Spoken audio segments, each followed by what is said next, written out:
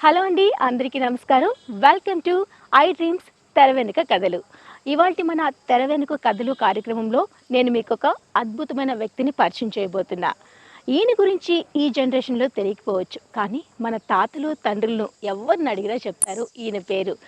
అగ్రనాయకుల అందరితోనూ screen share చేసుకొని 200కు పైగా సినిమాలు నటించి తనకంటూ సినీ ఇండస్ట్రీలో ఒక పేరును సంపాదించుకున్న వ్యక్తి. అంతేకాదండి, అభ్యుదయ భావాలతో ముందుకు నడుస్తూ ఎంతో మందికి ఇన్స్పైర్ని ఇస్తూ అద్భుతమైన భావజాలనతో ముందడుగు వేశారు.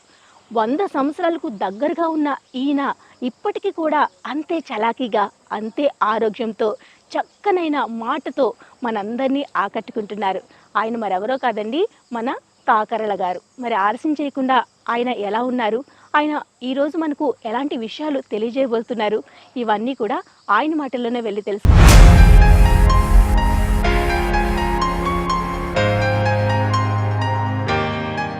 నమస్తే గురుగారు. నమస్కారం అమ్మా. ఎలా ఉన్నారు సార్? బాగానే ఉన్నాను. మిమ్మల్ని కలుసుకోవడం నాకైతే చాలా చాలా చాలా సంతోషంగా ఉంది గురువుగారు. చాలా మంచిది. చాలా అదృష్టంగా ఫీల్ అవుతున్నాను. ఆ, రైట్ గురువుగారు, మీ గురించి ఇన్ఫర్మేషన్ గ్యాదర్ చేసిన తర్వాత నాకైతే చాలా చాలా ఇన్స్పైరింగ్గా అనిపించింది. మీ గురించి విన్నాక మిమ్మల్ని ఎప్పుడు చూద్దామో అనిపించింది. గురువుగారు, మీ సినీ జర్నీ అంతా చూసుకుంటే ఎన్నో ఒడిదుడుకుల మధ్య సాగిందనే చెప్పుకోవాలి టోటల్గా. అసలు మీరు ఒక ఉన్నతమైన కుటుంబంలో పుట్టి ఈ ఉద్యమం వైపు ఎందుకు అడుగులు వేయాల్సి వచ్చింది అంటే ఏం చెప్తారు గురువుగారు? ఎందుకు అడుగులు వేయాల్సి వచ్చింది అంటే, నా పిల్లలు పరిగెట్టారు కనుక వాళ్ళ వెనకాల నేను పరిగెట్టాల్సి వచ్చింది. ఓహో, ఈ నిర్ణయం ముందు నుంచి మీకు లేదు, పిల్లలు పుట్టిన తర్వాత వచ్చింది? పిల్లలు పుట్టారు, పిల్లలు పుట్టి వాళ్ళు వెళ్ళాక వాళ్ళతో పాటు నేను వెళ్ళాల్సి వచ్చింది. ఓకే, పిల్లలు ఎప్పుడు వెళ్ళారు గురువుగారు? ఎప్పుడు, ఏ టైంలో ఆ నిర్ణయం తీసుకున్నారు? వాళ్ళు పెరిగి పెద్ద అయిన తర్వాత. ఫస్ట్ మీకు చెప్పిన తర్వాత మీ ఫీలింగ్ ఏంటి? ఎందుకు? ఇద్దరు ఆడపిల్లలు, మగపిల్లలు అయితే ఓకే చేయొచ్చు, కానీ ఆడపిల్లలు అంటే ఎక్కడో దగ్గర భయం ఉంటుంది కదా, మీకు అలాంటి భయం ఏమీ లేదా? అలాంటి భయం నాకు మొదటి నుంచి లేదు. తర్వాత వాళ్ళు ఒక ఉత్సాహంతో ఒక ఉద్యమంలో పనిచేస్తాము అని పెడుతున్నప్పుడు వీలైతే మనం ప్రోత్సహించాలి, లేకపోతే ఊరుకోవాలి.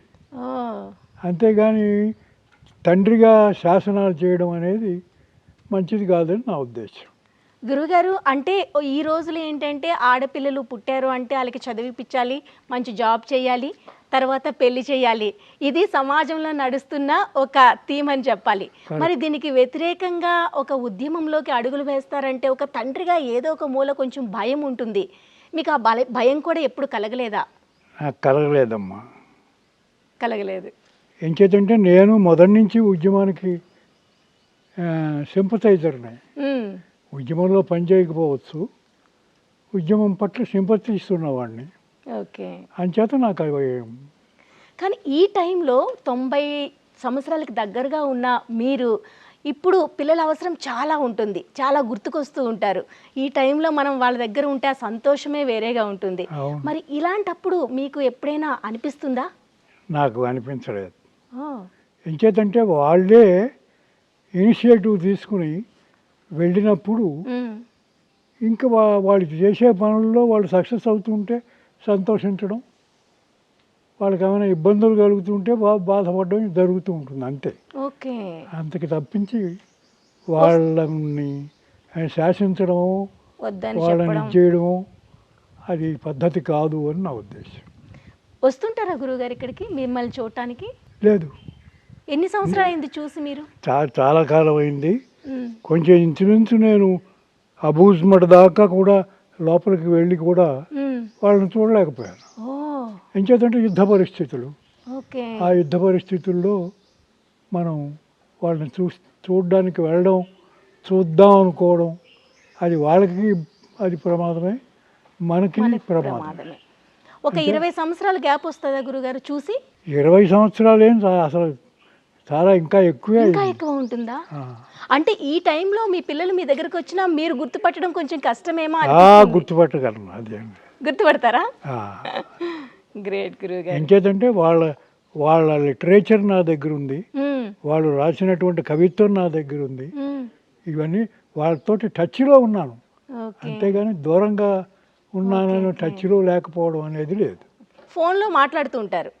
ఫోన్లో కాదు, ఆహా. అవి అటువంటి అలాంటివి ఏమి ఉండవు. ఓకే. అంటే వాళ్ళు రాసిన పుస్తకాలు ఒక కాపీ నా దగ్గర ఉంటుంది, మ్మ్హ్మ్. ఇప్పటికీ నా పక్కన ఉంటాయి ఇప్పటికీ కూడా. ఓకే. అది మీరు చిన్నప్పటి నుంచి కూడా పుస్తకాలు చదవడంలో ఎక్కువ ఆసక్తి చూపించేవారు. అవునండి. మరి ఇది దీన్నే వృత్తిగా తీసుకొని ఒక స్టాండర్డ్గా ఒక మంచి జాబులో స్థిరపడి ఉండుంటే నా లైఫ్ ఇలా ఉండేది కాదేమో అనిపించిందా ఎప్పుడైనా మీకు? ఎప్పుడు అనిపించలేదు. అంటే ఎప్పుడు మీరు తీసుకున్న నిర్ణయాలు పర్ఫెక్ట్ అని మీరు డిసైడ్ అయిపోయిన తర్వాతే తీసుకుంటారు నిర్ణయం, లేక మీరు తీసుకున్న నిర్ణయం పర్ఫెక్ట్గా ఉంటుంది కాబట్టి నేను తీసుకుంటాను అనుకుంటారా? అదేం లేదు, అది వాళ్ళు తీసుకున్న నిర్ణయం పర్ఫెక్ట్ కనుక వాళ్ళని నేను సమర్థిస్తున్నాను కనుక వాళ్ళ పురోభివృద్ధిని కోరుతూ నేను వాళ్ళ వెనకాల ట్రావెల్ చేయడమే మంచిదని ఇప్పుడు దాకా ట్రావెల్ చేస్తున్నాను. మీలాంటి వాళ్ళు నేను అరుదుగా ఉంటారు, అసలు సమాజంలో ఉండరనే చెప్పాలి. చాలా కష్టమైన పరిస్థితి, ఇలా ఒక పిల్లల ఆశయాల్ని గుర్తించి గౌరవించి ముందుకు నడిపించడం అనేది చాలా కష్టంతో కూడుకున్న పని. అయినా మీరు ఆ పని చేశారు ఒక తండ్రిగా. నేనే కాదు, నన్నే కాదు, తల్లి తండ్రి, నా భార్య కూడా తల్లి తండ్రి. అవును, ఇప్పటికి కూడా ఉంది ఆవిడ. అవును. ఆవిడ స్టబన్గా ఉండి చేసింది, లేకపోతే నా పిల్లలు కావాలంటే ఆవిడ ఇబ్బంది పడితే నేను ఇది జరిపించే పరిస్థితి లేదు. అవును. అంటే అదే స్పిరిట్, పిల్లలు ఏ స్పిరిట్లో ఉన్నారో ఆ స్పిరిట్లో వాళ్ళ అమ్మ ఉంది, నేను ఉన్నారు. ఓకే. మేడం కూడాను మీలాగే పుస్తకాలు చదవడం పట్ల ఆసక్తి బాగా చూపించేవారు. చూపించేవారు. సో ఆ భావన ఇద్దరిలో ఉండడం వల్ల ఇది సాధ్యమైందని చెప్పాలి. అంతేనమ్మా. ఓకే. గురుగారు, మీ గురించి, మీ సినీ యానాన్ని గురించి మాట్లాడుకుంటే అనితర సాధ్యమనే చెప్పాలి. ఎన్నో పాత్ర పోషణ చేశారు ఇప్పటి వరకు. పెద్ద పెద్ద స్టార్స్ అందరితోనే స్క్రీన్ షేర్ చేసుకున్నారు, ఎన్నో గౌరవాలు అందుకున్నారు. సో ఈ జర్నీ అంతా చూసుకుంటే నాటక రంగం నుంచి సినీ ఇండస్ట్రీలోకి ప్రయాణం ఫస్ట్ అడుగు ఎక్కడ పడింది? ఫస్ట్లో అడుగు నాటక రంగం నుంచి సినిమా రంగానికి, అది ఫస్ట్ ఏమిటి లాస్ట్ ఏమిటి, ఒక పరిషత్తుకి వెళ్ళాం. ఆ పరిషత్తులో ప్రైజులన్నీ మేము వెళ్ళిన నాటకానికే వచ్చాయి. ఓకే. అది చూసి బిఎన్ రెడ్డి గారు మాకు అవకాశాలు ఇచ్చారు. అవకాశాలు ఇచ్చిన వెంటనే సినిమాలో స్టార్ట్ అయిపోయి ఆయనతోటి ట్రావెల్ చేసాం. ఆ రోజులు గుర్తొస్తూ ఉంటే ఈ రోజులతో పోల్చుకుంటే అవి చాలా మంచి రోజులు అనిపించాయా, లేక ఇప్పటి రోజులు చాలా మంచి రోజులు అనిపిస్తున్నాయా? ఏది ఎప్పుడూ రోజులు మంచివే, ఇప్పటివి అప్పటివి అనేం కాదు. ఆ రోజుల్ని మనం ఏ దృష్టితో చూస్తున్నాం అనే దాని మీద ఆధారపడి ఉంటుంది. అప్పుడులో టెక్నాలజీ తక్కువ ఉండేది, అవకాశాలు తక్కువ ఉండేవి అంటారు. ఈ రోజుల్లో ప్రతి ఒక్కరిని అవకాశం వెతుక్కుంటూ రావచ్చు టాలెంట్ ఉంటే. ఆ రోజుల్లో చాలా కష్టం ఉంటుంది. అది పీరియడ్కి సంబంధించి ఆరంభ దశలో ఒకలా ఉంటుంది, అన్ని ఫెసిలిటీస్ వచ్చిన తర్వాత ఒకలా ఉంటుంది. అంచేత ఇప్పుడున్నటువంటి క్వాలిటీ అప్పుడు లేకపోవచ్చు. అవును. నా ఉద్దేశంలో ఒక విధంగా క్వాలిటీ కూడా అప్పుడే ఉంది, క్వాలిటీ ఒక విధంగా తగ్గిపోతుంది ఇప్పుడున్న పరిస్థితుల్లో. సరే, అది వారు వేరే టాపిక్ అవుతుంది. అంచేత నా ఉద్దేశంలో సినిమాకి సంబంధించి నన్ను బిఎన్ రెడ్డి గారు ఆకర్షించి వదిలిపెట్టలేదు. నన్ను అసిస్టెంట్ డైరెక్టర్గాను, నటుడుగాను ఎన్ని విధాలు ఉపయోగించుకోవాలో అన్ని విధాలు ఉపయోగించుకుని ఆయనతో కూడా నన్ను తీసుకెళ్ళారు. అన్నీ నేర్చుకున్నారు. అన్నీ నేర్చుకున్నారు. అసిస్టెంట్ డైరెక్టర్గా మేము ఈ విషయం ఆ విషయం అని కాకుండా, అంచేత ఆ విధంగా నాకు టెక్నీషియన్ గాను అనుభవం ఉంది, ఎక్స్పీరియన్స్ ఉంది. అవును. నటుడుగాను ఎక్స్పీరియన్స్. ఏది సంతృప్తినిచ్చిందంటే ఏం చెప్తారు? రెండు సంతృప్తినిచ్చేవి, రెండు సైమల్టేనియస్గానే జరిగాయి కూడా. అదొకసారి ఇదొకసారి అని కాదు. అవును. సో ఇన్ని రంగాల్లో ఇంత అనుభవం ఉండి ఈ సుదీర్ఘ ప్రయాణంలో మీకంటూ మీరు ఏం సాధించారు అంటే ఏం చెప్తారు గురుగారు? నాకంటూ నేను ఏమి సాధించాను అంటే, సాధించడం ధన రూపం కాదు, చైతన్య రూపంగా. ఇవాళకి ఉద్యమానికి సంబంధించిన పెద్ద నాయకులు నా దగ్గరకు వచ్చి గౌరవించి మాట్లాడి వెళుతున్నారంటే ఇది అచీవ్మెంటే కదా. Correct sir. అంటే అది అంటే మనీ రూపంలో ఉండదు, అది ఒకళ్ళ పట్ల ఒకళ్ళకి చూపించుకునేటువంటి గౌరవం రూపంలో ఉంటుంది. అవును. నిన్నగాక మొన్న వచ్చి వెళ్ళారు, మ్హూ. వాళ్ళందరూ నన్ను వచ్చి చూసి వెళ్ళారు. అలాగే రోజు నాతోటి ఫోన్లో మాట్లాడే వాళ్ళు ఉన్నారు, మ్. ఉద్యోగానికి సంబంధించిన వాళ్ళు. ఓకే. అంచేత ఆ అడ్మిరేషన్ అంటే ఒకళ్ళంటే ఒకళ్ళు ని గౌరవించుకోవడం అనేటువంటిది ఉంది కనుక నాకు సంతృప్తికరంగా ఉంది. నిజం, నిజం. సో ఆ టైంలోని పెద్ద పెద్ద హీరోలు పక్కన చేసేటప్పుడు ఒక రకమైన భావన ఉంటుంది కదా. ఎన్టీ రామారావు గారు, ఏఎన్ఆర్ గారు, శోభన్ బాబు గారు, ప్రతి ఒక్క పెద్ద హీరోతోని మీరు పని చేశారు. చేశాను. ఆ టైంలో ఎలా ఉండేది సార్? ఆ ప్రౌడ్నెస్ అనేది గర్వంగా ఉండేదా? వాళ్ళ దగ్గర నుంచి మనం నేర్చుకునేది ఇంకా అభివృద్ధి చేసుకుంటూ ఇంకా మంచి మంచి అవకాశాలు తెచ్చుకునేందుకు తోడ్పడేదా? ఎలా ఉండేది? లేదు, వాళ్ళే మనకి దోహదం చేసేవాళ్ళు. ఓ, ఆ దోహదంతో వాళ్ళని అర్థం చేసుకుని వాళ్ళ వెనకాల మనం ట్రావెల్ చేస్తాం. నడిచేవాళ్ళు. నాగేశ్వరరావు గారు కావచ్చు, ఆ, రామారావు గారు కావచ్చు, ఇంకా డైరెక్టర్స్ ఎవరైనా కావచ్చు. ఓకే. రాజబాబు గారు మీరు రాజబాబు నేను ఒక Roommates. విధంగా చెప్పాలంటే ఒకే ఒక జీవితం, ఒకే ఒక గురువు దగ్గర పనిచేస్తూ మ్మ్. వాడు కామెడీ సైడ్ వాడు ఉన్నాడు, అవును. నాకు కామెడీ మొదటి నుంచి అలవాట్లేదు. వాడు ఆ కామెడీలో వాడు నెగ్గుకుంటూ వచ్చాడు. అవును. కానీ ఆ తోవలో వెళ్ళాలని మీకు ఎప్పుడు అనిపించలేదు? నాకు ఇలా అనిపించలేదంటే 3 నేను సంవత్సరాలు. కమెడియన్ కాదు కదా అవును, వచ్చిన గడవ. కరెక్ట్. ఓకే. నేను సీరియస్ మనిషిని, అవును. కానీ 6 కానీ నెలలు నేను కామెడీ రోల్స్ చేశాను. అది ఎలా అనిపిస్తుంది సార్? అన్ని వైవిధ్యభరితమైన పాత్రలు పోషించేటప్పుడు ఆ ఆర్టిస్ట్కి వచ్చే సంతోషం వేరే ఉంటుంది. కదా అది చెప్పలేంది, ఇది అని చెప్పలేంది. మ్మ్. ఎంచేదంటే ఒకే దర్శకుడి దగ్గర అనేకమైన పాత్రలు పోషించేటువంటి అవకాశం వచ్చింది నాకు. అవును. కానీ సార్ దీనికి అప్పటి రోజుల్లోని మనకి జ్ఞాపక శక్తి అవన్నీ చాలా ఎక్కువ దోహదపడేవి. ఎందుకంటే కొంచెం డైలాగ్ తప్పు చెప్పితే సైడ్కి వచ్చేసేయండి, ఇంకొకరిని పెట్టుకుందాం అనే రోజులు. అవును. చాలా మంది కాంపిటీషన్ ఉండేది.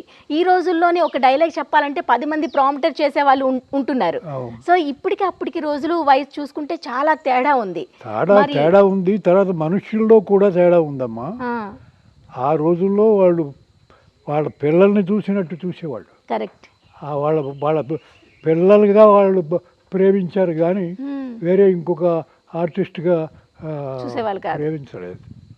అంచేత అది కూడా ఉంది. ఈవేళ మెకానికల్గా ఉన్నారు. అవును సార్. అంచేత మెకానికల్ వ్యవహారం దగ్గర మెకానికల్గానే ఉంటుంది. మ్మ్. అది వాళ్ళది మెకానికల్ కాదు. ఓకే. వాళ్ళ హృదయం అంతా మనకి ఇది చేసి పెట్టేవాళ్ళు. అవును. అంటే ఇంకా చెప్పాలంటే నీకు సినిమా అనేది తీయడానికి వారం 10 రోజులు 15 రోజులు 20 రోజులు ముందు నుంచి ప్రిపరేషన్ ఉంటుంది. ఓకే. అంతటి పెద్ద ఆయన సీన్ ఎలా తీయాలి అనేది రాసుకుని మేము అక్కడ వస్తే మాకు అందరికీ చదివి వినిపించి మ్మ్.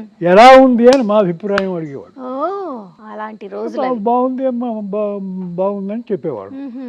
అంటే నేను ఇక్కడ ఉన్నది ఏమిటంటే పెద్ద చిన్న అని కాదు, ఇది దీంట్లో ఉన్నటువంటి టెక్నిక్ ఏమిటంటే మనం చెప్పిన తర్వాత మ్మ్. ఇది బాగుందండి, చాలా బాగుంది అని అన్నా ఆయన మళ్ళీ ఇంటికి వెళ్ళి భోజనం చేసి కాస్త రెస్ట్ తీసుకుని మళ్ళీ ఆలోచించి మళ్ళీ మొత్తం మార్చుకుని వచ్చి మళ్ళీ వచ్చినప్పుడు మళ్ళీ ఇదిగో నేను ఇలా మార్చాను చూడండి అని మళ్ళీ అంటే మనని ప్రవోక్ చేసి మన చేత మాట్లాడించి మ్మ్. దాని నుంచి మళ్ళీ ఆయన డెవలప్ అయి రాసి మళ్ళీ వచ్చి ఇది మళ్ళీ ఇలా నేను మార్చాను ఎలా ఉంది చూడండి అని చెప్పేవారు.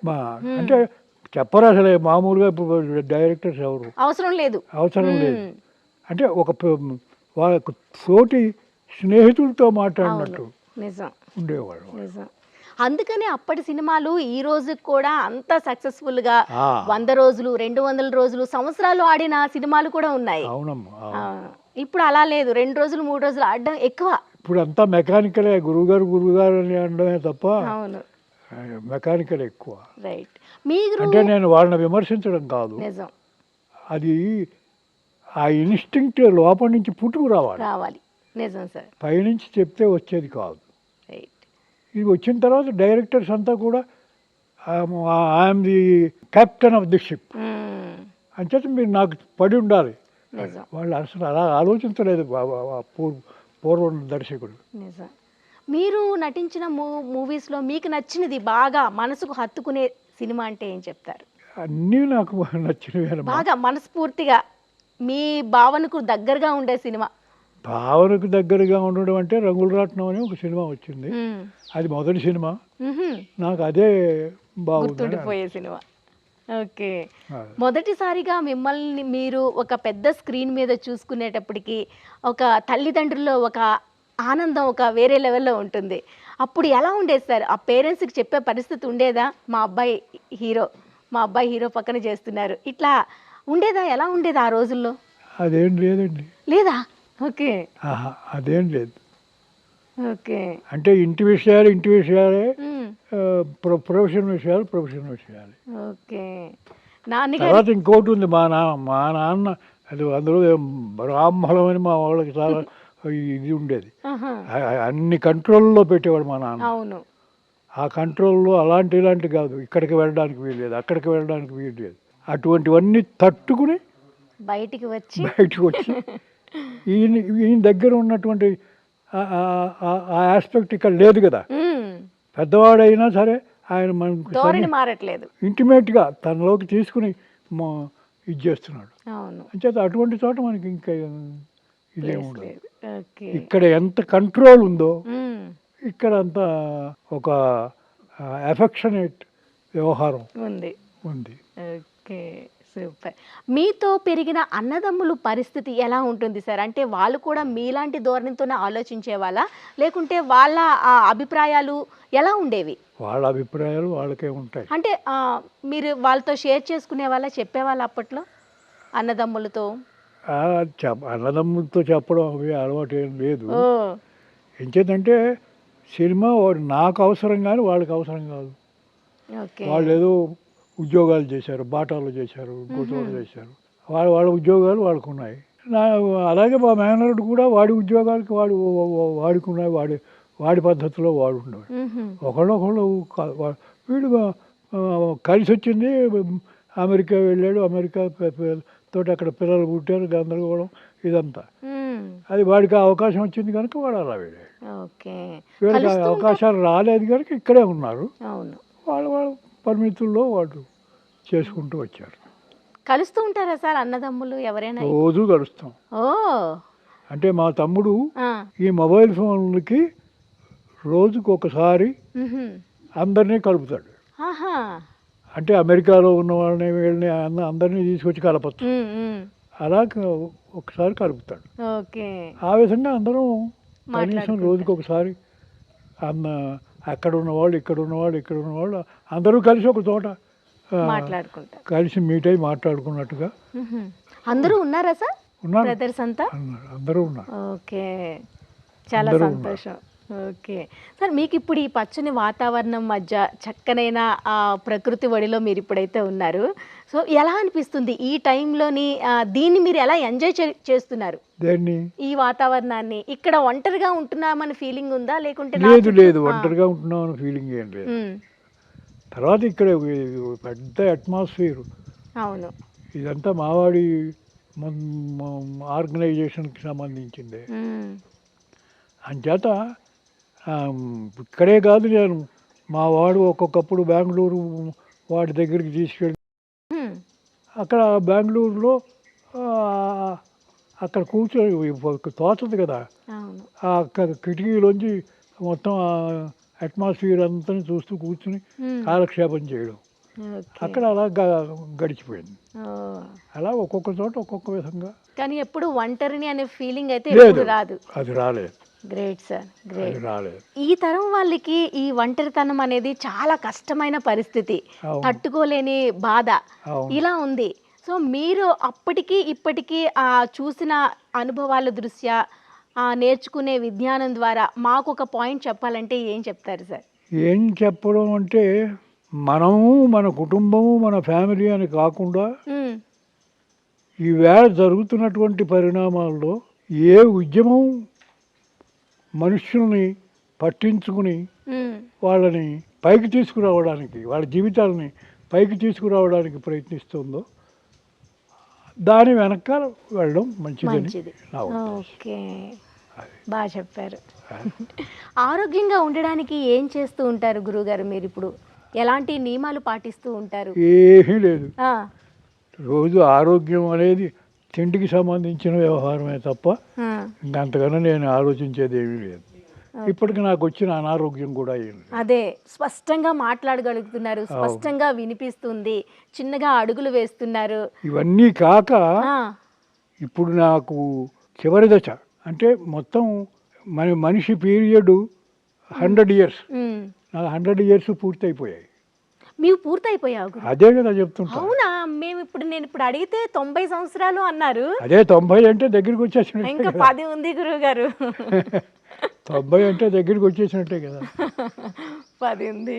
అంటే 90 సంవత్సరాలు వచ్చినా ఆ, నాకు జీవితానికి లొంగి అయ్యో అనేటువంటి బాధలు లేవు నాకు. కరెక్ట్. ఎంచేత లేవు అంటే ఈ ఎన్విరాన్మెంటు, ఉమ్, మా తమ్ముళ్ళు అందరూ కలిసి ఒకరికొకరు సహకరించుకోవడం, ఉమ్. ఒకళ్ళ గురించి ఒకళ్ళు ఆలోచించుకోవడం, ఈ ప్రాసెస్ ఒకటి కంటిన్యూ అవుతూ వస్తుంది కనుక ఓకే, నాకు ఆ ఇబ్బంది, ఆ ఫీలింగ్ ఆరోగ్యంగా ఉండగలుగుతున్నారు. గ్రేట్. అన్ని రకాల ఫుడ్ తీసుకుంటారా లేకపోతే లిమిటెడ్ గానే ఇంత తీసుకోవాలి అన్నట్టు ఎలా ఉంటుంది? మాంసాహారం తప్ప అన్నీ తింటానమ్మా. ఓకే. నాకు మాంసాహారం మీద అంటే ఆ మాంసాహారం తినలేదని కాదు, ఉమ్, రేరుగా అవును. ఎవరైనా ఇష్టపడి ఉమ్, వచ్చిన గొడవ ఏంటంటే ఇప్పుడు చేప ఉందనుకో, అది సరిగ్గా తిరగకపోతే ముళ్ళు లోపలికి వెళ్తే మనిషి పని అయిపోతుంది. అంచేత అవి నాకు అలా వాటిని తీసి ఒలిచి పెడితే మాంసాహారం కూడా తినడం నాకు ఇష్టమే. ఓకే. అది గురువుగారు, పుస్తకాలు నుంచి నేర్చుకున్న నాలెడ్జ్ కంటే అనుభవంతో నేర్చుకున్న పాఠాలకు చాలా విలువ ఉంటుంది. అవును. మీ దగ్గర నుంచి మేమైతే ఎంతో నేర్చుకోవాలి. అయ్యో. అది ఎంత నేర్చుకున్నా ఇంకా తక్కువే. ఈ ఎపిసోడ్లో మ్యాక్సిమం మాకు వీలైనంత ఇన్ఫర్మేషన్ని తెలుసుకోవడానికి ప్రయత్నిస్తున్నాము. అలాగే తప్పకుండా మీరు అడిగిన దానికల్లా నేను సమాధానం చెప్తాను. మరి అదే చెప్తున్నాను, మీ అనుభవం ద్వారా మాకు ఈ జనరేషన్కి ఇవ్వాల్సిన ఏదైనా ఒక సూచన అంటే ఏమిస్తారు? నేను సూచన అంటే నేనేమి అలా చెప్పడం కష్టం కూడా. ఎలా ఉండాలంటారు? 3 జనరేషన్ని చూశారు మీరు. అవును. ఈ జనరేషన్లో ఇలా ఉంటే మంచిది, ఇలా ఉంటే నడుస్తుంది, ఇలా ఉండకూడదు. అదేది శాసించి చెప్పకూడదమ్మా, ఉమ్. ఎవరికి వాడు తెలుసుకోవాలి. గురుగారు, మీరు గమనించారు కదా, అప్పటికి మీరు 1935లో పుట్టినప్పుడు ఆ టైంలోనే కదా గురుగారు? 1937. 37లో ఉండే తీరు ఇప్పుడుకి చాలా చాలా చాలా చాలా మార్పులు వచ్చేసాయి. ఆడవాళ్ళు బయటకు వచ్చే పరిస్థితి లేదు అప్పట్లో. అమ్మగారిని మీరు గమనించినట్లయితే ఇట్లా అంతా ఇంట్లోనే ఉండాలి, బయటికి కనిపించకూడదు, ముసుగు వేసుకునే వెళ్ళాలి. శాసనాలు అన్నీ ఉండేవి, చాలా కట్టుబాట్లు ఉండేవి. అది తర్వాత మీ వైఫ్ దగ్గరికి వచ్చేసరికి కొంచెం మారింది. కొంచెం మీతో పాటు సమానత్వం అంత రాకపోయినా ఎంతో కొంత పుస్తకాలు చదవడం వరకైనా వచ్చింది అది. తర్వాత మీ పిల్లల వరకు వచ్చేసరికి అది పూర్తిగా మారిపోయిందని చెప్పాలి. సో ఈ చేంజెస్ని మీరు చూసారు కాబట్టి ఈ జనరేషన్కి ఎలా ఉంటే మంచిదంటారు? ఎలా ఉంటే అంటే ఇప్పుడు ఇలాగని ఖచ్చితంగా చెప్పడం కష్టం అమ్మా. జరుగుతున్న పరిణామాలను బట్టి, దేశ పరిస్థితులను బట్టి ఏది ప్రోగ్రెసివ్ కాదు అని నిర్ణయించుకుని ప్రోగ్రెసివ్ని వెనకాల మనం వెళ్ళాలి, ప్రోగ్రెసివ్ కాని దాన్ని వ్యతిరేకించాలి. ఓకే. అంటే సమానత్వం ఓకే అంటారా? మహిళకు గౌరవాన్ని ఇవ్వడం ఓకే, ఎక్కువైపోతుంది అని చాలామంది ఒక భావన ఉంది చాలా మందిలో. అది పొరపాటు. ప్రజలకి ఎక్కువైపోవడం ఏమి ఉండదు. వాళ్ళంతటా వాళ్ళకి ప్రవోక్ అయి పుట్టాలి కానీ ఇలా ఉండాలి అని ఎవరు శాసించకూడదు, శాసించలేము. ఓకే. గురుగారు, మీ దినచర్య ఎలా ఉంటుంది? మార్నింగ్ లేచిన దగ్గర నుంచి నైట్ పడుకునే వరకు ఇప్పటికీ పుస్తకాలు చదువుతూ ఉంటారా? నేను ఇప్పటికీ చదువుతాను. అవునా? నా తల కింద బోర్డు. అవును, రూమ్ మొత్తం చూసాము, అన్ని పుస్తకాలతో నిండిపోయింది. ఇప్పటికీ ఉన్నాయి. ఎలాంటి పుస్తకాలు చదువుతూ ఉంటారు ఇప్పుడు? ఎలాంటి ఉద్యమానికి సంబంధించి? దానికి సంబంధించిందే. ఇప్పుడు నిన్న మీరు వచ్చే ముందే 2 రోజులు 3 రోజులు ముందు వాళ్ళంతా వచ్చి నన్ను చూసి వెళ్ళారు. ఓకే. వాళ్ళు ఆ పుస్తకాలు ఇచ్చారు. ఓ. ఇప్పుడు కొత్తగా వచ్చిన పుస్తకాలు. నేను అడిగాను వాళ్ళని, ఈ పుస్తకాలన్నీ నాకు కావాలి, నాకు మీరు ఇది చేయాలండి అంటే గుర్తుపెట్టుకుని వాళ్ళు ఆ పుస్తకాలు తీసుకొచ్చి ఇచ్చారు.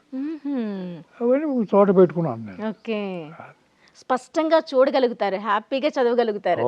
ఎంత టైం వరకైనా, ఎంత టైం చదువుతూ ఉంటారు గురుగారు రోజులో? అది నేను అలా చెప్పలేను. నాకు ఎంతసేపు ఆనందంగా చదువుకోవాలని అనిపిస్తే అంతసేపు చదువుకుంటా. స్ట్రెయిన్ అవుతున్నాను అంటే ఆపేస్తాను. ఆపేసి కళ్ళు మూసుకు పడుకుంటారు. ఓకే. గురువుగారు, నాకు ఒక చిన్న సందేహం ఉంది. ఈ టైంలోని నలుగురితో మాట్లాడుకుంటే వచ్చే ఆనందం వేరు అంటారు. నలుగురు కలిసి మాట్లాడాలి రోజంతా. మనతో పాటు ఒక వ్యక్తి 10 మంది వ్యక్తులు ఉంటే కనుక వాళ్ళతో మన మనసులో ఉండే బాధ కానీ సంతోషాన్ని కానీ పంచుకుంటే ఇంకా హ్యాపీగా ఉండగలుగుతాం అంటారు. ఇది నిజమేనా? కరెక్టే. నిజమే. మరి పుస్తకాలతోనే మీరు ఎక్కువగా గడుపుతుంటారు. మనుషులు లేరు కనుక. అదే అంటున్నాను. ఆ భావన మాత్రం ఎప్పుడు కలగలేదు. ఆ భావన ఎప్పుడు కలగలేదు. మనుషులు ఉంటే మనుషులే. ఓకే. ఏదంటే అది లైవ్ కాంటాక్ట్. అది అవును. పుస్తకాలు లైవ్ కాంటాక్ట్ కాదు, మెంటల్ అది. ఓకే. మీకు ఎప్పుడైనా పుస్తకం రాయాలి అనిపించిందా ఎప్పుడైనా? ప్రస్తుతం అంటే నాకు వచ్చిన గొడవ ఏంటంటే రాయడం అనేది నాకు చాలా కష్టతరమైనటువంటి విషయం. ఎంతో ఆలోచిస్తేనే కానీ రాయలేను. చదవడం అంటే అనర్గళంగా చదివేస్తాను. ఓకే. ఇక రాయక తప్పని పరిస్థితి వస్తూ ఉంటుంది. అప్పుడు మాత్రం ఉదాహరణకి మొన్న వచ్చినప్పుడు వాళ్ళు మాట్లాడుతుంటేనే వాళ్ళు చెప్పే విషయాలు నేను నోట్ చేసుకుని,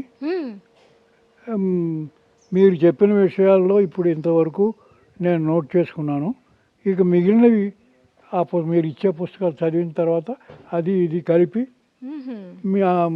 నా ఫీలింగ్ ఏమిటి, నా ఉద్దేశం ఏమిటి అనేది మీకు నోట్ చేసుకుని చెప్తాను అని చెప్పాను.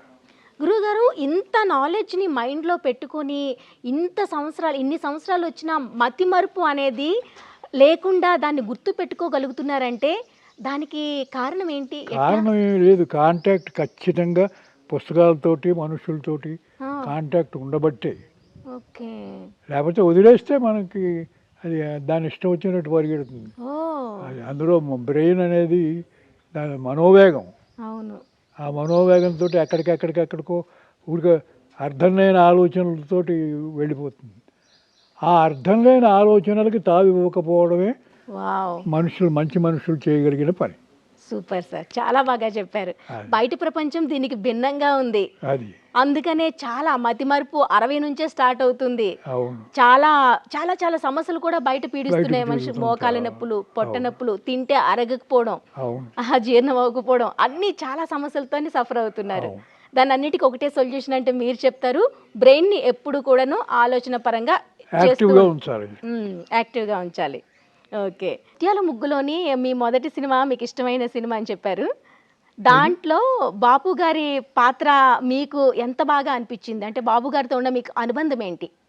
నాకు బాపు గారితో చాలా సన్నిహితమైనటువంటి, ఒక బాపు గారే కాదు, బాపు రమణ కూడా చాలా సన్నిహితం. వాళ్ళ సినిమాలు అన్ని సినిమాల్లోనూ చేశారు. ఎన్ని ఉంటాయి గురువుగారు? ఎన్ని చేస్తుంటారు? అన్నీ వాళ్ళవే. నేను పనిచేసినవన్నీ వాళ్ళ సినిమాలే. ఓకే.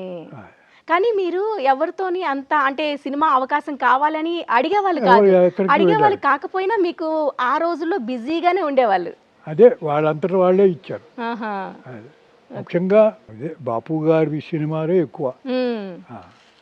అంచేత ఆయన అంతటా ఆయనే పిలిచి వచ్చి సరదాగా పాత్రలో ప్రవేశించండి అంటే మనం మంగళాడి పాత్ర అయితే మంగళాడి పాత్ర ఇంకోటి చేస్తాం. అలాగా ఎన్నో సినిమాలు వాళ్ళవే ఎక్కువ ఉన్నాయి. అసలు డైలాగులు గుర్తున్నాయా గురువుగారు మీకు? ఏదైనా ఒక డైలాగ్ గుర్తులేవు అప్పట్లో? ఓకే, కష్టం. ఓకే. రావు గోపాలరావు గారితో ఉన్న అనుబంధం? ఇదే రావు గోపాలరావు గారితో ఉన్న అనుబంధమే ఈ అనుబంధం అంతా. ఓ ఆయన నటుడుగా, అవును. నేను నటుడే, ఆయన నటుడే. ఆయన సీనియర్ నటుడు, నేను ఫాలోయర్. Okay okay. తర్వాత మేము నాటకాలు, సినిమాలే కాదు నాటకాలు వేసాం. నేను, గోపాలరావు, ఇప్పుడు కె వెంకటేశ్వరరావు గారు, వీళ్ళందరితోటి నేను నాటకాలు కూడా వేశాను. ఓకే. నాటకానికి సినిమాకి గల తేడా అంటే ఏం చెప్తారు గురుగారు? ఏముంటుంది తేడా? ఏముంటుందంటే నాటకం డెలిబరేట్గా ఉంటుంది, సినిమా పరోక్షంగా ఉంటుంది. ఓకే. నాటకం అనుభవం అనేది మనకి నిలబడిపోతుంది. ఓ అదే సినిమాకి వచ్చేటప్పటికి మనకి నాటకం నిలబడిపోయినట్టుగా. అవునా? ఇది సినిమా జ్ఞాపకం ఉండదు. కానీ సినిమా అనేది ప్రతి ఒక్కరికి గుర్తుండిపోతుంది, నాటకాలు మర్చిపోతారు అంటారు కదా గురుగారు? నా ఎక్స్పీరియన్స్ అది కాదు. Okay okay. నాటకాలే ఎప్పటికీ గుర్తుండిపోయే అంశం, నాటకాలే. ఓకే. మిమ్మల్ని మీరు ఈ సినీ రంగానికి కాకపోయింటే దేనికి అంకితం అయ్యేవారు? దేనికే అయ్యేవాడినో చెప్పలేను, కానీ ఈ సినిమా రంగానికి రాకపోతే నేను పురోహితుడిని అయ్యేవాడిని. అవునా? ఎంచేతంటే ఆ కుటుంబంలో పుట్టాను కనుక. ఓకే. మీరు దేవుణ్ణి బాగా నమ్ముతారా గురుగారు? నేను పురోహితుడిని అయ్యాను కనుక దేవుడిని నమ్మట్లేదు. దేవుడు ఉన్నాడు అనేది నాకు నమ్మకం లేదు. లేదు అసలు. ఇప్పటి వరకు మిమ్మల్ని నడిపించింది అంటే అది మీ స్వయం కృషి అంటారా? ఎక్కడ కూడా దైవ లీల, దైవ ఆజ్ఞ అన్నట్టు మీరు అనుకోవట్లేదా? నేను అనుకోవట్లేదు. ఓకే. అదృష్టం అనేది లేకుండా లైఫ్ సాగిందంటారా? అదృష్టమా? అదృష్టం అంటే ఏమిటి? అదృష్టము కంటికి కనిపించకుండా జరిగేది అని, అంతేగాని అంతకన్నా అదృష్టం ఏమీ లేదు. చేత అదృష్టం అంటే మనకు తెలియకుండా కొన్ని కలిసి వస్తూ ఉంటాయి. ఆ కలిసి వచ్చిన అదృష్టం అని అనుకుంటూ ఉంటాం, అంతేగాని అదృష్టం అనేది వేరే ఏమీ లేదు. మీ లైఫ్లో జరిగిన సంఘటనల్లో మీకు దేవుడిపై నమ్మకం లేదు కాబట్టి మీకు ఏదైనా కలిసి వచ్చిన అంశం అంటే ఏం చెప్తారు? ఏదైనా వీళ్ళ త్రూ నాకు కలిసి వచ్చింది అంటే, వైఫ్ కావచ్చు, పిల్లలు కావచ్చు, ఇట్లా. అది కలిసి వచ్చిన అంశం అంటే కలిసి వచ్చిన అంశమే, ఇంకో ప్రత్యేకం ఇంకా మీకు మనస్ఫూర్తిగా అనిపించాలి. అదే మనస్ఫూర్తిగా అనిపించడమే. నాకు పిల్లలు అందొచ్చారు, పిల్లలు కలిసి వచ్చారు, వాళ్ళ వెనకాల నేను ట్రావెల్ చేశాను. ఓకే. అంచేత అది ప్రత్యేకం. నేను పిల్లలకి చేసింది లేదు, చెప్పింది లేదు. వాళ్ళు ముందుకు వెళుతూ ఉంటే వాళ్ళ వెనకాల నేను ట్రావెల్. ఏం చదువుకున్నారు పిల్లలు? ఒక్కటి అని ప్రత్యేకంగా నేను చెప్పలేను. వాళ్ళు సొంతంగా స్వతంత్రంగా చదువుకున్నారు. అప్పుడు మీరు ఎక్కడ ఉండేవారు గురువుగారు? పిల్లలు చెన్నైలోనేనా? ఒక్కొక్కప్పుడు చెన్నై, ఒక్కొక్కప్పుడు అంటే హైదరాబాద్ అన్నది చివరికి వచ్చింది. ఓకే. అంతకుముందు ఎక్కువ కాలం మద్రాసులోనే ఉన్నాం. ఓకే. ఎక్కువ కాలం మద్రాసులోనే. ఓకే. మీకు ఎన్ని భాషలు వస్తాయి? నాకు ఏ భాష సరిగ్గా రాదు. అన్నీ దాన్ని ఏమంటాం, మిక్సింగ్. అంటే తమిళ్, అసలు కన్నడ మొత్తం అన్నీ కలిపి ఒక గంపగోళ కషాయం.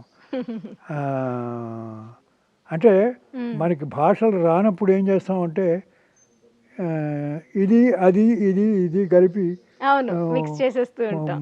జస్ట్ అక్కడ కమ్యూనికేట్ చేయడానికి ప్రయత్నిస్తాం. ఇక్కడ కమ్యూనికేషనే ప్రధానం. అవును. మనం చెప్పాలన్నటువంటి తాపత్రయమే ఎదరవాడికి అర్థమయ్యేటట్టు చేస్తుంది. అది భాష అర్థమయ్యి కాదు. ఆ విధంగా భాష ఏది నాకు సక్రమంగా నేర్చుకోలేదు, వచ్చి రానట్టు. Okay okay. మీరు ఎన్ని భాషల్లో చేసుంటారు గురుగారు? తెలుగు ఒక్కటేనా, ఇంకా తమిళ్లో కూడా నటించారా? నటించడం వేరమ్మా. డబ్బింగ్ చెప్పారు కదా? డబ్బింగ్ చెప్పాను. డబ్బింగ్ చెప్పడం మామూలే, ఇతర భాషల నుంచి తెలుగు భాషకి డబ్బింగ్ చెప్పడం. ఓకే. కానీ ఈ తమిళ్ వీటిలో ఇది చేయడం అనేది డే టు డే వ్యవహారానికి కూడా ఇది ఉండాలి కనుక అన్నీ కలిపి కొట్టరా కావేటి రంగా అని అన్నీ కలిపే నేను చేసుకుంటూ వాళ్ళని అండర్స్టాండ్ చేసుకుంటూ వెళ్ళాను. ఓకే. వాళ్ళు గొప్పవాళ్ళు, నాకన్నా సీనియర్స్ ఉన్నవాళ్ళు, నాకు అవకాశాలు ఇచ్చిన వాళ్ళు ఉన్నారు కనుక వాళ్ళందరూ కూడా ఈ గంపకోళ్ళ కషాయపు భాష ఆ, అర్థం చేసుకుని నాకు దోహదం చేశారు. పెద్దవాళ్ళు వాళ్ళు చాలా గొప్పవాళ్ళు. అవును. అంటే ఇప్పుడు పెద్ద పెద్ద డైరెక్టర్స్ ఉన్నారు కదా, రాజమౌళి ఇప్పుడు ఇప్పుడు అంటున్నారా? ఇప్పుడు కాదు రాజమౌళి కాదు, అప్పట్లోనా? Okay okay. ఇంకా పెద్ద పెద్ద డైరెక్టర్స్ ఉన్నారు కదా, ఆ డైరెక్టర్స్ మనకి అవకాశాలు ఇచ్చి మనని దోహదం చేసినందువల్లే మనం నిలబడి నెగ్గుకు రాగలిగాం. అవును. గురుగారు, అయితే కళామ తల్లిని నమ్ముకున్న వాళ్ళు ఎవరున్నో ఇది కారు, అట్లా నడిపిస్తుంది, ఆ తల్లే నడిపిస్తుంది అంటారు. కానీ ఇంకొకటి కూడా ఉంది, సంపాదించుకున్న వాళ్ళు ఫైనల్గా ఒక స్థిరత్వాన్ని పొందుతారు, లేని వాళ్ళు మళ్ళీ వెనకే ఉండిపోతారని చెప్పేసి. మరి ఈ రంగంలో ఇన్ని సంవత్సరాలు ఉండి ఇన్ని సినిమాలు చేసి మీకంటూ ఒక పేజ్ని మీరు క్రియేట్ చేసుకొని ఎందుకు సంపాదించుకోలేకపోయారు? అంటే సంపాదించుకోదలుచుకోలేదు. ఓ నేను సంపాదన వ్యతిరేకం. ఓకే. ఇప్పుడు నా ఏదొచ్చినా ఒకే ఒక అకౌంట్, అది నా భార్య పేరు మీద ఉంది. ఇప్పటికీ అంతే. ఓకే. నాకు అకౌంట్ లేదు, ఆవిడ పేరు మీదే ఉంది. సూపర్. ఎలా ఉండేవారు మేడం మీతో? ప్రతి ఒక్కటి షేర్ చేసుకునే ఉండేవాళ్ళ? ప్రతి ఒక్క విషయం షేర్ కూడా చేసుకోవడం కాదు, నాకన్నా ఆవిడ చదువుకున్నది, ఓకే. నాకన్నా ఎక్కువ చదువుకున్నది. వాళ్ళ నాన్న చాలా గొప్ప వైద్యుడు, అంచేత వాళ్ళ నాన్న దగ్గర నుంచి ఆవిడ చదువుకున్నది ఎక్కువ. అంచేత ఆ విధంగా ఆయన మా మామగారిని నేను ఎక్కువ గౌరవిస్తాను. ఓకే. ఎంచేతంటే ఉదాహరణకి నా మిసెస్కి ఈ మోకాళ్ళు అరిగిపోయి ఇదైపోతూ ఉంటుంది. అది పక్కకి తప్పిపోతుంది. పక్కకి తప్పిపోతే ఇంకా ప్రాణం పోయినంత పని. ఇది ఆ కూతురికి ఆయన నేర్పి అలా పక్కకు పోతే దాన్ని ఎలా సరి చేసుకోవాలి అని నేర్పి అలా చేసుకునేటువంటి పరిస్థితి ఆ అమ్మాయికి, అంటే కూతురికి నేర్పించాడు. ఆయన డాక్టర్ కనుక అందరికీ వైద్యం చేసేవాడు, నయాపతి చూసుకునేవాడు కాదు, ఫ్రీగా. ఎంతమంది అక్క చెల్లెలు ఉన్నారు మేడంకి? ఉన్నారా వాళ్ళు? ఎక్కువ నలుగురు ఐదుగురు ఉన్నారు. వాళ్ళంతా కూడా ఇప్పుడు విజయనగరంలో, ఎక్కువగా విజయనగరంలో కాన్సన్ట్రేట్ ఉన్నారు. ఓకే. విజయనగరంలో కాన్సన్ట్రేట్ అయి ఉన్నారు. మేము అప్పుడప్పుడు అటువైపు వెళ్ళినప్పుడు వాళ్ళని కూడా వెళ్ళినప్పుడు వాళ్ళని కూడా చూస్తాం. ఓకే. సూపర్. ఈ సినీ రంగంలోని మీరు మర్చిపోలేని వ్యక్తి ఎవరికైనా రుణపడి ఉన్నాను, ఈ మనిషి త్రూ నేను వచ్చాను ఇండస్ట్రీకి, మర్చిపోలేను, ఎవరికైనా కృతజ్ఞత భావంతో నేను ఒక థ్యాంక్స్ చెప్పాలి అంటే ఎవరికి చెప్పుకుంటారు? బిఎన్ రెడ్డి గారే. బిఎన్ రెడ్డి గారు. ఓకే. ఆయన లేకపోతే మీరు లేరు. అంతే కదా. అన్ని విషయాల్లోనూ బిఎన్ రెడ్డి గారే నాకు ఉత్తర సమానంగా చూశాడు. అన్ని వేషాలు తనే దగ్గరుండి నా చేత చేయించాడు. అంచేత బిఎన్ రెడ్డి గారే నాకు తల్లి, తండ్రి, గురువు, దైవం అన్నీ. మంచిదమ్మా, అదే మాట. అవును గురువుగారు. అలానే రిగ్రెట్ ఫీల్ అయ్యే, అంటే అయ్యో నేను ఈ తప్పు చేసి ఉండకపోతే బాగుండేదే అని మీకు ఎప్పుడైనా ఈ ఇన్ని సంవత్సరాల జర్నీలో వెనక్కి తిరిగి చూసుకుంటే అనిపించిందా? నాకు లేదమ్మా. లేదు. Great sir, great. కోపం అనేది వస్తుందా మీకు? నార్మల్గా కోపం ఉంటుందా మీకు? కోపం నాకున్న కోపం చాలా ఎక్కువ. అవునా? ఎటొచ్చి నా కోపాన్ని ప్రదర్శించాను. అంటే ఎక్కువ కోపం వచ్చి కంట్రోల్ చేసుకుంటే అది ఆరోగ్యం మీద పడుతుంది. అవును. అంచేత కోపం వచ్చినప్పుడు నేను రిలాక్స్ అయిపోయి చదువుకోవడానికో లేకపోతే ఇంకో పని చేయడానికో ఇంకో పని మీదకి డైవర్ట్ చేసేస్తుంటాను. Okay okay. అంతే తప్ప ఎవరిపైన ప్రదర్శించరు. ప్రదర్శించాలి. సో ఇప్పుడు మేము ఈ జనరేషన్ తెలుసుకోవాల్సిన బెస్ట్ పాయింట్ ఏంటి అంటే ఇదే అని చెప్పాలి. అదే. కోపాన్ని మనం డైవర్ట్ చేసుకోవాలనుకుంటే వేరే పని త్రూ వెళ్ళిపోవాలి. అంతే, వేరే పనిలోకి వెళ్ళిపోవాలి. ఎవరిపైన ప్రదర్శించే వాళ్ళు కాదు. ఆహా. ఓకే.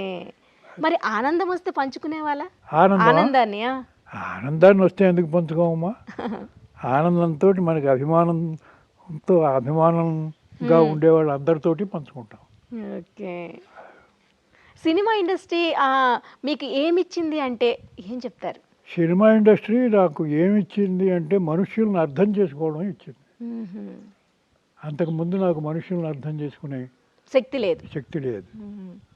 సినిమా ఇండస్ట్రీలో వచ్చిన తర్వాతే ఆ అవగాహన వచ్చింది. అది అనుభవపూర్వకంగా వస్తుంది కాబట్టి. అనుభవపూర్వకంగా అనండి, వాళ్ళు మనకి ఇచ్చిన అవకాశాలతోటి మన పట్ల వాళ్ళు చూపించిన అభిమానం కూడా దాని వెనక ఉంటుందని నేను అనుకుంటున్నాను. ఓకే. లేకపోతే అందరికీ మొత్తం ఏడాది పొడుగునా అందరికీ ఉండాలి అంటే చూడాలని లేదు కదా. అవును. నేను ఏడాది తీస్తాను సినిమా, వీడు ఆ ఏడాది పొడుగునా ఎలా ఉంటాడు, ఎలా బతుకుతాడు అని ఆలోచించి ఆయన చూసేవాడు. అంచేతే ఎక్కువ క్యారెక్టర్స్ ఇచ్చి ఆ డబ్బులు ఏదో రూపంలో మనకి వచ్చేలా చేసేవాడు. అంచేత అంటే వాళ్ళ కన్నతల్లి మనసు. అవును. బిఎన్ రెడ్డి గారిది కన్నతల్లి మనసు. అంటే మీకు ఒకలా చెబితే మీకు అర్థమవుతుంది. ఆయన సినిమాలో ఎస్వి రంగారావు రౌడీ వేషం వేశాడు. దాంట్లో ఒక ఆడపిల్ల బురదలో ఆడుకుంటుంది. ఆ బురదలో ఆడుకోవాల్సి వచ్చేటప్పటికి దానికి ఎలర్జీ వచ్చింది. ఆ బురదలో నేను దిగి ఆడుకోరండి. ఏం చేయాలో తోచలేదు. వెంటనే బజారుకి మనిషిని పంపించి మంచి గంధం పొడి ప్యాకెట్స్ని తీసుకొచ్చి దానికి మట్టి రంగు వచ్చేటట్టుగా కలిపి ఆ మట్టి రంగు వచ్చిన తర్వాత అది వాసన ఇప్పుడు సుగంధ వాసన వస్తుంది కదా, ఆ వాసన దానికి చూపించి ఇప్పుడు దిగి పని చేస్తావా అంటే అప్పుడు దిగి పని చేస్తానని చెప్పి. అంటే ఆర్టిస్ట్ విషయంలో ఎంత అంటే ఆర్టిస్టు ఫేస్ ముఖం మీద తెర మీద కనిపిస్తుంది. కరెక్ట్. వాడు డిస్టర్బ్ అయింది అంటే పిల్లగాని పెద్దవాళ్ళు కానీ డిస్టర్బ్ అయ్యారు అంటే మొత్తం ఆవేళ మొత్తం షూటింగ్ అంతా దెబ్బతిన్నట్టే లెక్క. అంచేత వాళ్ళు డిస్టర్బ్ అవ్వకుండా ఉండడానికి ఇలాంటివన్నీ చేసేవాడు. ఖర్చు అయినా సరే మంచి గంధపు రంగు గల మట్టి తీసుకొచ్చి దానికి పూసి ఇప్పుడు చేస్తావా అంటే చేస్తాను. ఆ విధంగా దాని చేత చేయించుకున్నాను. బంగారు పాపలో చాలా అంత ఓపికగా చేయించుకునే వాళ్ళు కూడాను. అదే నేను అనేది, ఆ ఓపికే ఉండాలి డైరెక్టర్. అవును. కసిరేస్తారు కొంతమంది డైరెక్టర్స్. కసిరేస్తే వాళ్ళు బ్యాఫిల్ అయిపోతారు. మళ్ళీ మనకు అనుకూలంగా రారు. మరి మీకు ఇష్టమైన దర్శక నిర్మాతలు ఉన్నారా? బిఎన్ రెడ్డి కాకుండా మీకు ఇష్టమైన దర్శక నిర్మాతలు బిఎన్ రెడ్డి గారు కాకుండా? అయ్యో ఉన్నారు, ఎందుకు లేరు, చాలా మంది ఉన్నారు. ఎవరు అంటే ఎల్వి ప్రసాద్ గారు, వీళ్ళంతా కూడా చాలా పెద్ద పెద్ద డైరెక్టర్స్. వాళ్ళందరూ వాళ్ళందరూ అంటే నాకు అభిమానమే. ఓకే. గ్రేట్ గురువు గారు, మీరిచ్చే ఈ అమూల్యమైన ఇన్ఫర్మేషన్ మాకు నిజంగా చాలా చాలా చాలా హ్యాపీని ఇచ్చింది. ఎందుకంటే మీ దగ్గర నుంచి మేము నేర్చుకున్నది చాలా విషయాలు ఉంటాయి, కానీ ఈ ఒక ఎపిసోడ్లో అంతా మీ లైఫ్ జర్నీ అంతా ఒక రోజులో తెలుసుకోవడం కష్టం. కాకపోతే చిన్నగా తెలుసుకునేందుకు ప్రయత్నించాం. మీ లైఫ్లో జరిగిన ఈ ఎక్స్పీరియన్స్ బట్టి నాకైతే అర్థమైంది ఏంటంటే, ఓపికగా సహనంగా ముందుకు అడుగులు వేసుకుంటూ వెళ్తే ఏదో ఒక రోజు సక్సెస్ అనేది డెఫినెట్గా సాధ్యపడుతుంది. అదే కరెక్ట్. అంతేకాకుండా దైవం తర్వాత సపోర్ట్ చేస్తుంది, మనమంటూ స్వయం కృషిగా ఒక అడుగు ముందుకు వేయాలి. తప్పకుండా ఈ రెండు ఉంటే కనుక అవును. ఆటోమేటిక్గా గెలుపు సాధ్యం అవుతుంది. Okay, thank you so much గురువు గారు. మీకు ఎంత ఓపికగా మేము అడిగే ప్రశ్నలకు అన్నిటికీ సమాధానం చెప్పి మీ అమూల్యమైన సమయాన్ని మాతో కేటాయించి ఇన్ని విశేషాలు షేర్ చేసుకున్నందుకు చాలా సంతోషంగా ఉంది. థ్యాంక్ యూ అమ్మా. ధన్యవాదాలు గురువు గారు. అలాగే మీకు కూడా కృతజ్ఞతలు.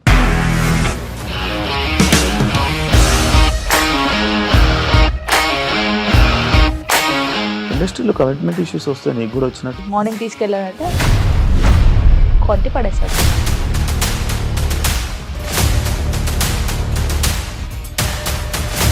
ఒక్కళ్ళు కూడా చూడలేదు ఈ సినిమా అని చెప్పడానికి కూడా చాలా ధైర్యం కావాలి. అది నిజం కదా, దాంట్లో ధైర్యం ఏంటి? ఇది నెక్స్ట్ డే ప్లేట్ మార్చేస్తే తప్పు కదా. As of now we are comfortable this అని నేను అనుకుంటున్నాను. రష్మిక గారిది మీది ఒకే ఊరంట కదా. నీకు కోపం వచ్చిందంటే బాగా తిట్టేత్తరా? తిట్టేద్దామండి. నిజంగా గేమ్ ని ఎలా చేంజ్ చేయగలిగారు? ఏపీఎస్ఎఫ్సి వాళ్ళకి 6 నెలల్లో నేను 6 లక్షలు కట్టా. బిజినెస్ చేయాలనుకుంటే it is as difficult as riding a tiger.